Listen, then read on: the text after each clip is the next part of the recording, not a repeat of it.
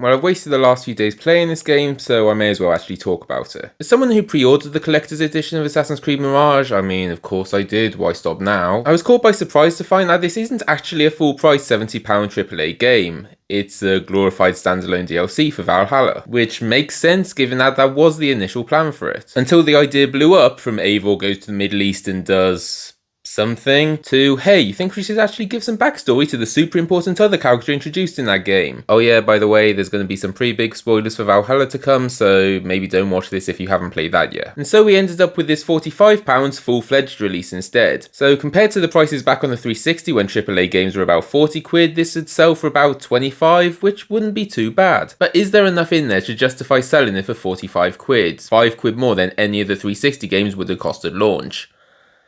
I don't know. So I'm just going to lay all my thoughts about the game out there and I'll let you decide. So first up, the story. There's not a whole lot of actual story here, but what there is I enjoyed, honestly. So we know from the end of Valhalla that Basim is essentially Loki reincarnated after he did all of his stuff with the Tree of Life back in the First Civ Apocalypse thing. And by this point he's managed to fully unlock his memories of that previous life, and the Basim personality's been pretty much overwritten by the Loki personality. But Mirage takes place around 10-15 years before Valhalla, so at this point he's 100% Basim. But he is haunted by nightmares and visions of a Jinni, which with prior knowledge we understand that has something to do with his past Loki life, but it's all very mysterious. I say with prior knowledge, and good thing we have it, because if you played this story without already knowing what's going on, you'd probably end up super confused because it really doesn't spell it out for you again. It fully expects you to have already seen Valhalla's explanation. So Basim starts off as a street rat Aladdin type in his hometown, but a certain incident quickly results in him joining the assassins as a new recruit and heading off to the main city of Baghdad to fight against the Order of the Ancients for the 4th game in a row. And this is where the story kinda falls apart for most of the game. There's basically 3 unrelated subplots focused on a different target each, and you can just jump between each subplot at will. Personally, I just found it easy to speed through one at a time because each one really isn't that long. When you finish those 3, you do a bit more investigating to try and identify the big bad guy running the show, and then in classic finale style you have to go kill them. But then that turns out to be a massive anticlimax, and instead takes a backseat to the actual finale piece with Basim discovering his past. Honestly, it's really weird. Like, Basim's personal story I really love. I think it's handled and written well, he's a really likeable character and you can empathise with him a lot. But there's just so little of that story. It's like they realised, oh crap, this is an Assassin's Creed game, I guess we gotta have him fighting the bad guys again. And that story's fine, it's just nothing new. As with pretty much every target since like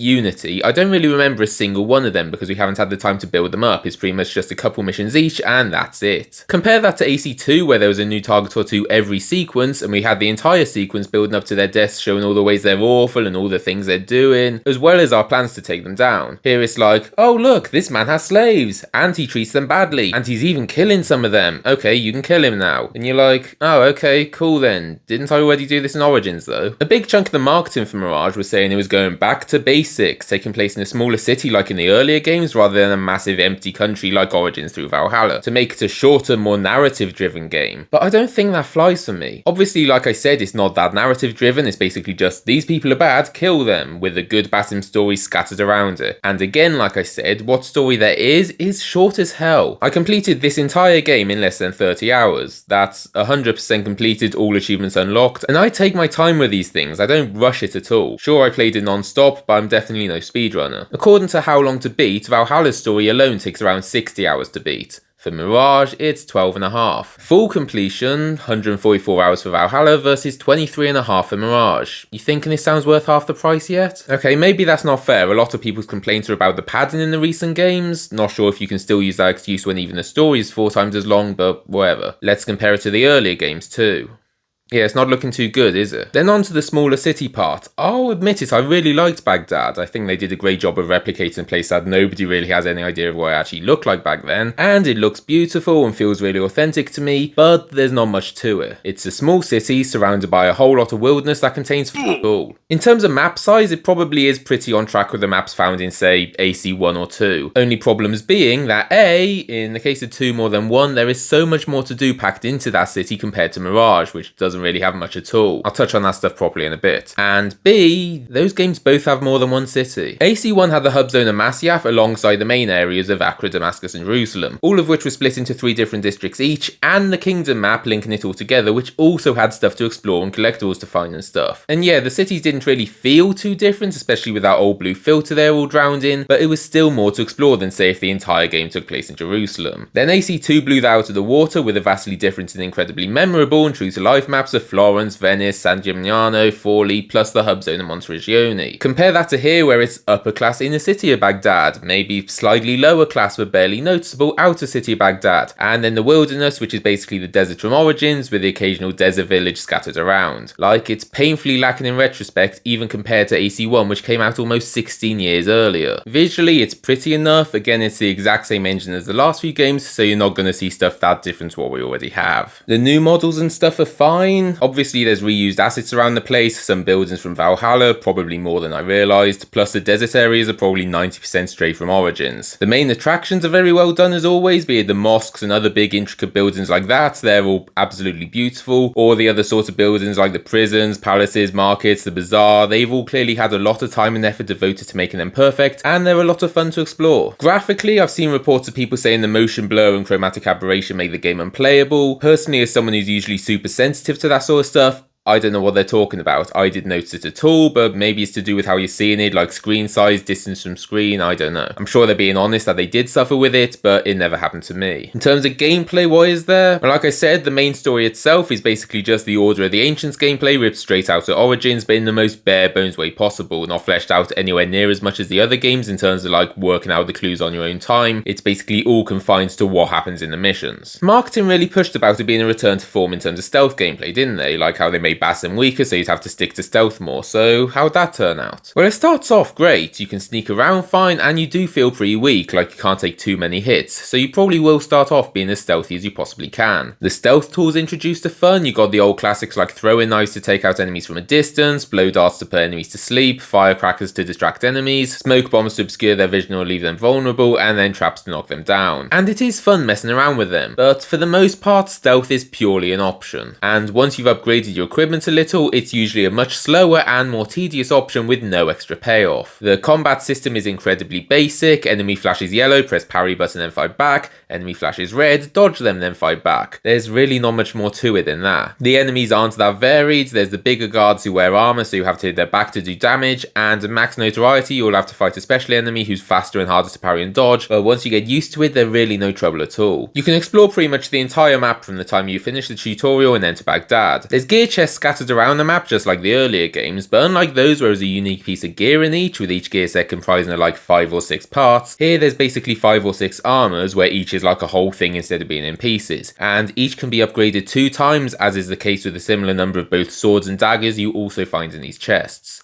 So basically a third of these chests contain the gear pieces and the other 2/3 contain the plans needed to upgrade those pieces. When you've got the plan, all you need is some leather and metal, which you'll find in abundance, and you're ready to go. Did you get the pre-order bonus Prince of Persia armor, sword and dagger? Well, then you don't even need to find the plans, you've already got them. Just find enough leather and metal to upgrade them and you're ready to be unstoppable, especially when the sword and dagger have the abilities to slow time on a perfect parry and to heal health for every kill while time is slowed. The armor also has the bonus to survive a kill in blow, but honestly with the healing from the weapons plus the medicine you can carry, you'll never need to use that. Then there's the tool upgrades, which are just overkill at this point. You want enemies put to sleep by the blow dart to never wake up, not even by other guards? Go ahead. You want throwing a smoke bomb to not only slowly kill all the guards in the clouds but also make them forget they were chasing you at all? You got it. Not that that matters much anyway, since you can just insta-kill basically anyone in a smoke bomb. So now even your stealth tools almost favour a stealthless approach. So yeah, at this point running in swords blazing is a far faster way to get to the exact same conclusion. Stealth doesn't get you anything special, going in all aggressive doesn't lock you out of anything. There's a few tail missions throughout the game, I think I counted 3, and in 2 of them the target never even turns around to try and spot spot you. You can actually fail these tail missions, but if you do, it just gives you a message like, whoops, he saw you, try again tomorrow.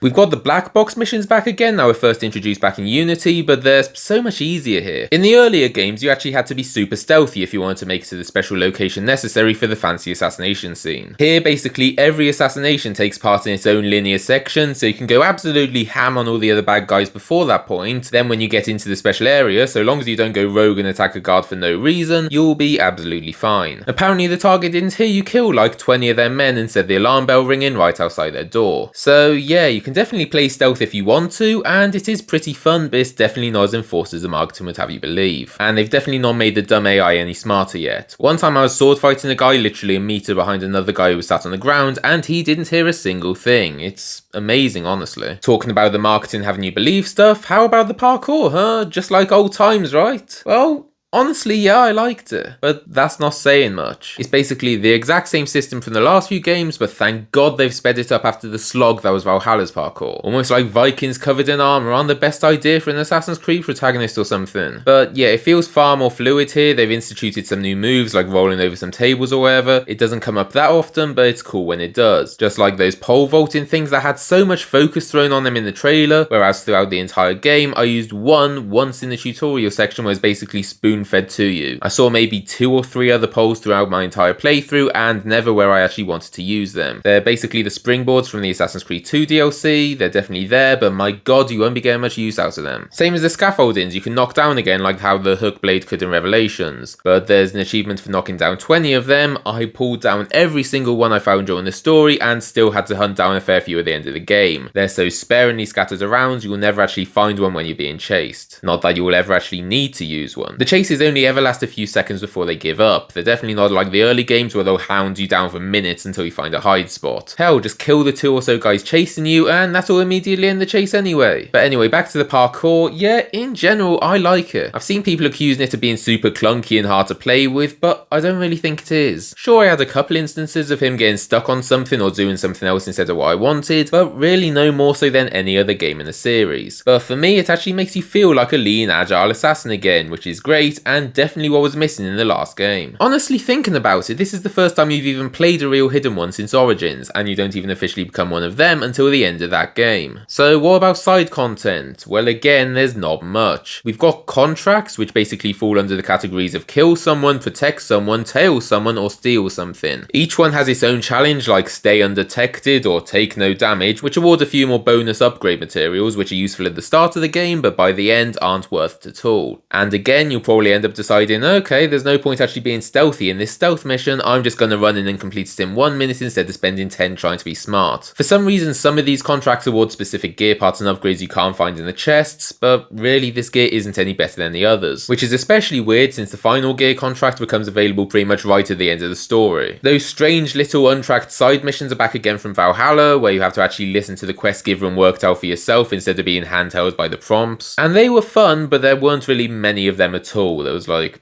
2 or 3, I think. The Ridley Enigma things are back again, basically the exact same story again, collect the clue and then find where it leads to treasure. Here the treasure is either an armor die or a little trinket to wear, not really anything that cool honestly. The other side missions are basically all just collectibles. Find some books around the map to give to this guy and he'll give you some crappy clothing in return. By the way, have fun spending forever trying to work out how to get the final book in the big palace before you realise you can't get there until like the last mission. Okay, now why don't you pickpocket some random pedestrians all over the map and bring the items back to a guy and he can give you some other clothing. Honestly, the reward for this one is actually pretty sick. I won't spoil what it looks like, but I love it. Okay, now how about you kill some random people all over the map to get some items you can go somewhere and trade to get some special armor and weapons that aren't even that good again. And then finally, there's just going to random landmarks and unlocking database entries, which in every other game is just a bonus that pops up naturally, but no, here it's an actual collectible and they get you no reward at all. The DLC 40 Thieves side mission, surprisingly I actually really liked it. I'm so used to getting burned with these pre-order missions where they make it sound cool and then you randomly stumble upon it and complete it and you're like, wait, was that the DLC? What the hell was special about that? It was just like every other side mission. But here it actually feels more fleshed out and special and I enjoyed it. But maybe that's since it's the only real side mission actually in the game. Only annoying thing is they spend the entire thing hyping up the bad guy's flaming sword, so you're like, oh hell yeah, when I'm done with this I'm gonna get the flaming sword, this is gonna be amazing. And then you complete it and it's just like, okay cool, here's your boring outfit you'll never want to wear, thanks for playing. It's a massive disappointment honestly. And and that's a running theme with the customization. Like I said, there's pretty much 6 armors, 6 swords, 6 daggers, and then there's outfits, which are cosmetic changes which you can choose to see instead of your equipped armor without changing its effects. Personally, I loved both those 1 reward robes I just mentioned, as well as the better assassin robes you get late in the story. There's also the Ubisoft Connect rewards you can get, which are Altair's robes, Ezio's Revelations robes, and Basim's Valhalla robes. And all 3 look really good to me. I'd say it's the best Altair's robes have ever looked, but they're probably the exact same model to be fair. Only downside for me is because of how far over Basim's face the hood comes, it looks super dumb in cutscenes, like you can't even see who he's talking to. Ezio's Revelations robes I was super hyped for, but didn't really vibe with in the end, but that's more just personal preference. In Revelations, they look all thin and rugged and cool, whereas here they look almost luxurious, with some fancy pattern across most of it, and it just distracted me too much whenever it was in a cutscene. And of course this is Ubisoft, so they still didn't bother giving the robes proper physics, so they still stick to your legs when they're climbing and stuff. That's not a problem with Basim's Valhalla robes though, which I wasn't a fan of in Valhalla, but I really love them here and they were my main costume up until I unlocked the other 2 I like. Feel like I should also mention the other Connect rewards, which was another skin for your eagle, which looks pretty dumb, but it's called Shabazz, which is obviously a reference to Philip Shabazz, the original voice actor for Altair in AC1, which is cheesy as hell, but also I think it's sweet. Anyway, I got off topic here, but basically what I was saying is there really isn't much choice in terms of cool looking clothing or weapons outside my few favourites, the pre-order packs or the Connect rewards. I was hoping there'd be more cool rewards for completing certain things, but no. And that is because it's locked behind a paywall. That's right, this game that you've paid £45+ for, that you're going to get less than 30 hours of playtime out of,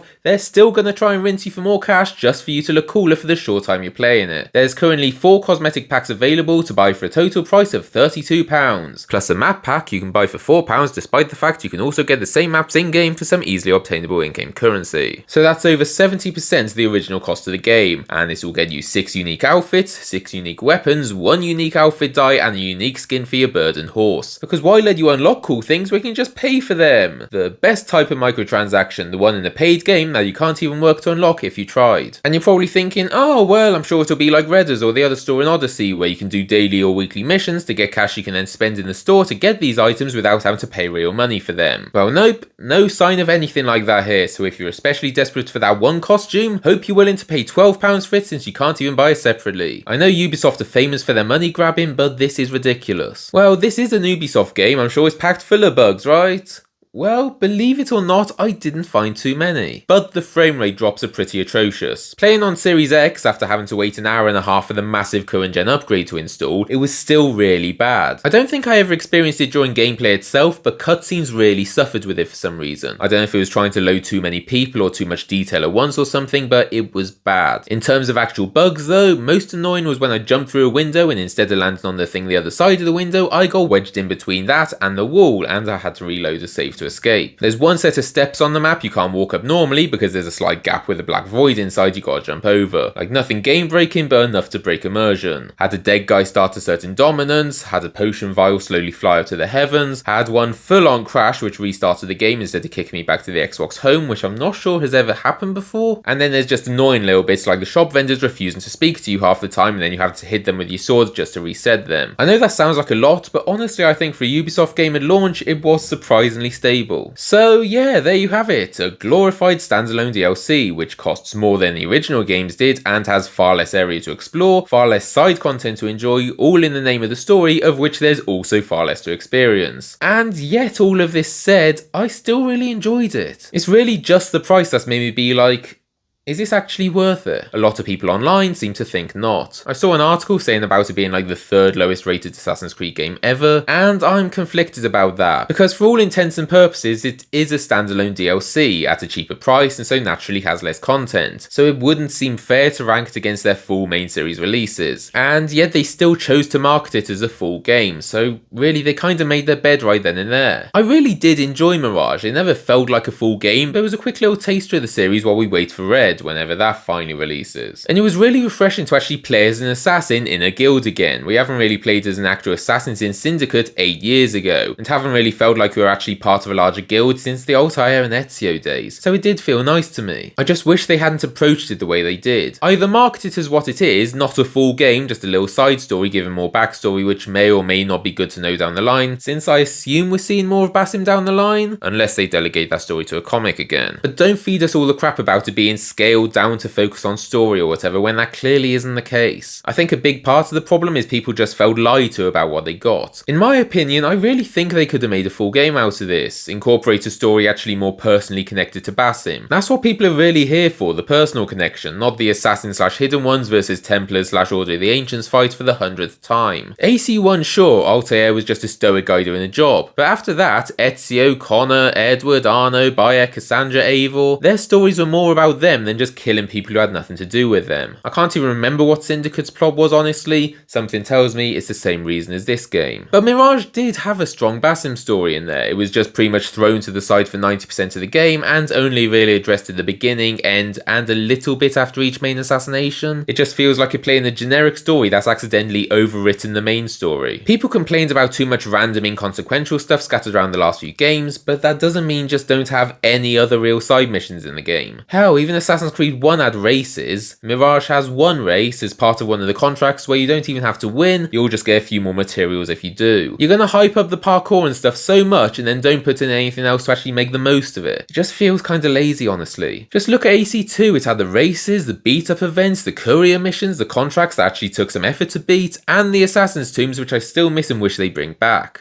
when you could actually unlock cool stuff. And that's in addition to the Subject 16 stuff, the rebuilding Monteregione stuff, just so much varied interesting side content, rather than just collect some things and talk to a guy. But yeah, that's all I've really got to say. It's a tiny story padded out by super bland secondary content, but I did enjoy it while it lasted. I know that sounds like I'm contradicting myself, but you're allowed to like something while acknowledging it could be far better. But it really doesn't have the replayability of earlier games. Hell, they don't even have New Game Plus here for you to run straight through the whole story again with all the upgraded tools and a cool outfit. I kinda get why they didn't like doing it with the big open world games with their massive quests and how having stuff unlocked early could break some missions or whatever, but in a tiny game like this, where you can unlock everything pretty much immediately, it would work perfectly. Honestly, I probably won't ever touch the game again now. Or maybe I will eventually, just wait for the inevitable next gen remaster in a decade or so. In terms of rating, I guess a 7 out of 10. If it was a bit cheaper to justify the lack of content, or it had a bit more content in there to justify the price, it'd definitely be an 8, maybe even a 9 depending. Am I just out of touch with the costs and expectations of games now? I know games prices have shot up now, in part due to inflation and other external factors, but also due to the amount of content you can actually fit in games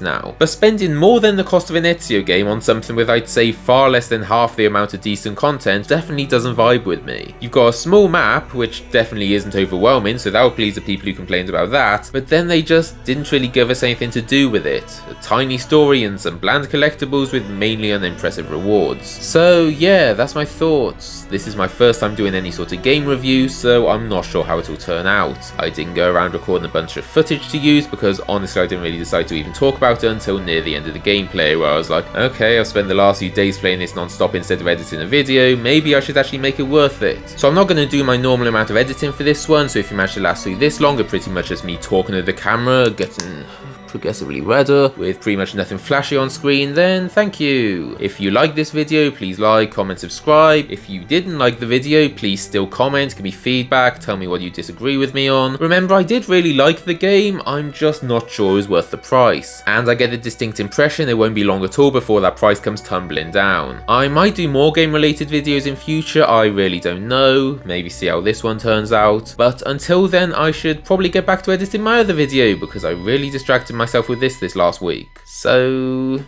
bye bye.